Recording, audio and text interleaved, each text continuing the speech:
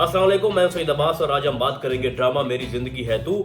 जैसा कि आपको पता है कि हमारा कामयार जो है वो हाथ धोकर पीछे पड़ा हुआ है आयरा के और उसकी मोहब्बत को पाना चाहता है, लेकिन इसके पीछे कोई और बात है। कामयार कुछ और चाहता है या उसका कोई एक ऐसा प्लान है खतरनाक आयरा को लेके जो कि बहुत ही ज्यादा शॉक कर देगा आपको। यानी आप खुद बताओ ना, एक लॉजिक वाली बात है कि एक लड़का जो बहुत ज्यादा अमीर है, बहुत सारी गाड़ियां हैं उसके पास, पैसों में खेल रहा है जनाब, एक बड़ी फैमिली, अमीर फैमिली से वो ताल्लुक रखता है और बहुत सारी लड़कियां उसके पीछे आगे पीछे घूम रही होती हैं, लेकिन वो किसी को लिफ्ट नहीं दे रहा। ठीक है, पार्टीज में जाता है, लड़कियों की ख्वाहिश होती है किसी तरह से जो कामयार है हमारे पास बैठे हमसे बात करे। लेकिन आपको क्या लगता है कि एक ऐसा लड़का जिसको ये पता हो कि मैं किसी के ऊपर भी हाथ रखूं वो लड़की मेरी हो सकती है, तो आखिर आयरा में उसको क्या नजर आया? तो ये जिद और अना वाला मामला है भाई, जो अब एक प्लान है ना हमारे कामयार का, जिसके ऊपर आज मैं वीडियो बनाना चाहता था। और उसके अलावा भी एक और भी चीज है जो कि मैं आपसे डिस्कस करूंगा, उस पे बाद में आऊंगा। पहले आपको प्लान बताऊंगा इसका।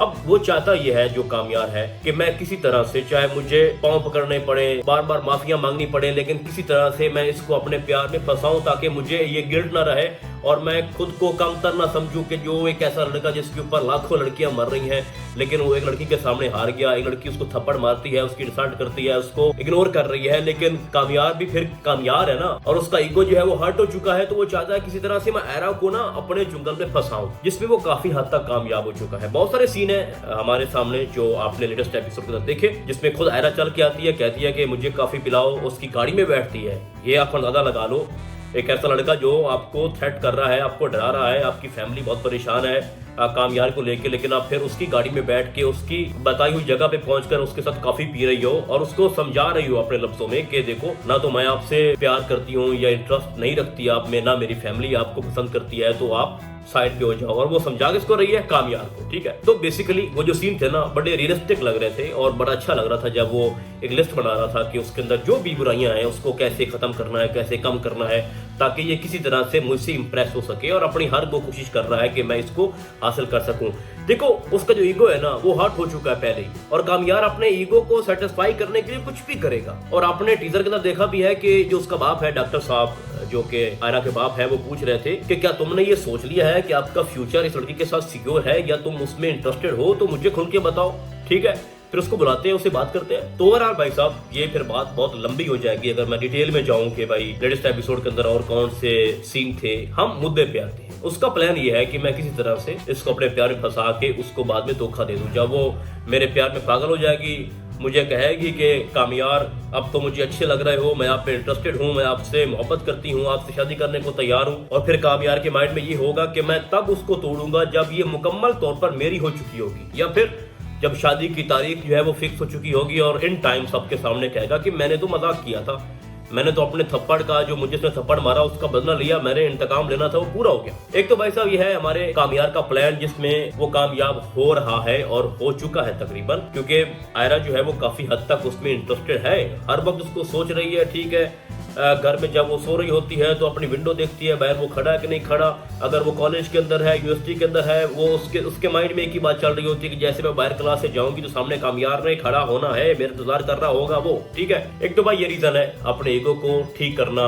मुतमिन करना। वो जिस तरह से दीवानगी में था, आई थिंक दानिश तैमूर और हिबा बुखारी का जो एक ड्रामा था उसमें वो यही मसला था। ठीक है, कि हिबा ने उसको थप्पड़ मार दिया और हमारे दानिश साहब को गुस्सा आ गया, उसने फिर उसको अपने प्यार में फंसाया और बाद में धोखा दे दिया। तो वो चीजें इस ड्रामे के अंदर भी रिपीट हो रही हैं फिलहाल तक। अब दूसरा एंगल क्या है? दूसरा ये है कि जो एक लड़की जो शुरू में दिखाई गई है कि कामयार की दोस्त है और उनका पुराना रिश्ता है, ठीक है, फैमिली रिलेशन है, उसका जो बाप है गंजा वो एक बहुत बड़े सरकारी ओहदे पे फायद है। ठीक है, और वो लड़की जो है वो किसी भी कीमत पर कामयार को नहीं खोना चाहती। तो अब जो वो काम करेगी ना वो सबसे ज्यादा इंपॉर्टेंट है। पहले मैंने आपको कामयार का प्लान बताया है, अब मैं आपको बताऊंगा कि जो नेक्स्ट पार्ट है, जो दूसरे एंड से चीजें खराब होनी है वो तो हो के रहनी है। वो 100% यकीनी है कि उसकी तरफ से ना, जो उसकी दोस्त है कामयार की, उसकी तरफ से बहुत कुछ खराब होना है, वो कर रही है। सबसे पहले वो आती है जनाब किसके पास, हमारी आयरा के पास, उसको समझाती है कि कामयार से दूर रहो, तुम्हारे बड़े ख्वाब होंगे, और बहुत सारी बातें कर रही थी। जिसके बाद जो हमारी आयरा है वो कहती है कि दिल कर रहा था कि इसके बाल पकड़ कर उसको मारूं।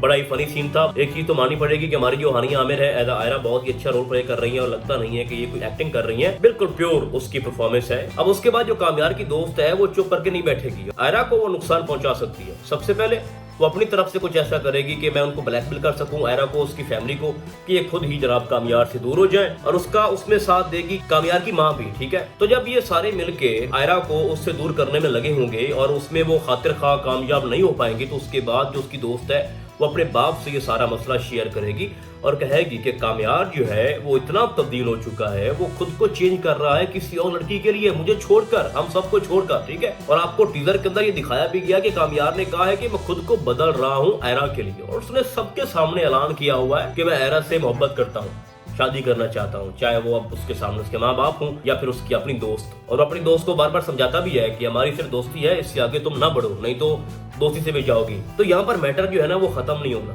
वो पीछे नहीं हटेगी। मैं समझता हूँ कि सबसे इंपॉर्टेंट जो एक पार्ट इस ड्रामे का, जिससे स्टोरी आगे बढ़ेगी, वो यही है कि सारा जो मसला ना वो खराब करेगी इसकी दोस्त। पहले मैंने आपको जो कामयार का प्लान बताया ना, हो सकता है कि 100% ये ठीक ना हो, एक मेरी प्रेडिक्शन हो कि ऐसा हो भी सकता है और ऐसा नहीं भी हो सकता। जिस तरह से आपको दिखाया गया कि वो आयरा को अपनी दादी से मिलाता है और दादी से बेहद मोहब्बत करता है कामयार, और जो उसकी दादो है वो उसको पसंद भी करती है लड़की को, तो जिस लेवल की केमिस्ट्री दिखाई गई है ना दादी में और कामयार में, तो मुझे नहीं लगता कि वो धोखा देगा, और हो भी सकता है दे दे। तो मैंने अपनी राय आपके सामने रखी है वो प्लान वाली, लेकिन इससे इंपॉर्टेंट जो है ना वो कामयार की दोस्त है। अब उसका बाप उसके साथ मिल जाएगा, क्योंकि किसी भी कीमत पे वो कामयार को नहीं खोना चाहते। तो होगा ये कि जब इनकी बात पक्की हो जाएगी ना कामयार और आयरा की, और उनकी शादी जो है वो फिक्स हो रही होगी, तो उस टाइम वो जो दोस्त है, उसका सायरा नाम है, जो भी है मेरे माइंड में नहीं आ रहा, वो कुछ ऐसा ब्लंडर मारेगी ना जिसके बाद आयरा जो है वो धक्के दे के हमारे कामयार को घर से बाहर निकाल देगी या उस फंक्शन से बाहर निकाल देगी जो कि शादी के लिए किया जा रहा होगा। ठीक है, तो मतलब ये है कि हर मोमेंट के बाद, हर एपिसोड में, हर सीन में या हर दूसरे सीन के अंदर आपको यही दिखाया जाएगा आगे जाके कि कामयार की दोस्त जो है वो यही कोशिश करेगी कि किसी तरह से मैं दोनों को दूर कर सकूं। और कामयार का जो बैकग्राउंड है, जो उसकी फैमिली है, उसमें भी उसके कोई अच्छे हालात नहीं चल रहे। उसके माँ बाप जो है वो शुरू से लड़ते झगड़ते आ रहे हैं अभी तक, जिसका असर जो है, बुरा असर वो कामयार पे पड़ा है। और आपको दिखाया गया कि जब उसकी दादो बीमार होती है तो उनके पास टाइम नहीं होता उसको पूछने के लिए भी, और वहां पर आते भी हैं तो वो जनाब उसकी जो बीवी है वो पहले चली जाती है, फिर उसका जो बेटा है, सॉरी जो उसका शौहर है, खैर बेटा बनता है दादो का, तो 15 मिनट के अंदर यानी फोन आना और फिर वहां से चला जाना, ये शो किया जा रहा है कि उनको कोई परवाह नहीं है। ठीक है, इस तरह के पेरेंट्स होते हैं जो अपने कामों में मगन होते हैं, ना उनको अपने माँ बाप का पता होता है, ना उनको अपनी औलाद का पता होता है, तो वो तो भाई बिल्कुल फारिग है। ठीक है, उनसे कोई अच्छे की तवक्को नहीं की जा सकती। हाँ, कामयार उनको जबरदस्ती खींच के आयरा के घर लेके आएगा रिश्ते के लिए, और वहां पर बात पक्की हो जाएगी। लेकिन मैं आपको फिर बता रहा हूँ कि कामयार की दोस्त जो है इस ड्रामे के अंदर आगे जाके बहुत बड़ा ब्लंडर मारेगी और इन दोनों को आसानी के साथ एक नहीं होने देगी। ये मेरी बात आप लिख कर अपने पास रख लो, वो पीछे नहीं हटेगी। तो मैं समझता हूँ ड्रामा बहुत ज्यादा इंटरेस्टिंग होता जा रहा है हर एपिसोड के बाद, और मैं ये समझता हूँ कि इस ड्रामे को लाइक करने की सबसे बड़ी वजह यही है कि इसके अंदर जो एक एक्टिंग हो रही है ना, वो एक्टिंग नहीं है,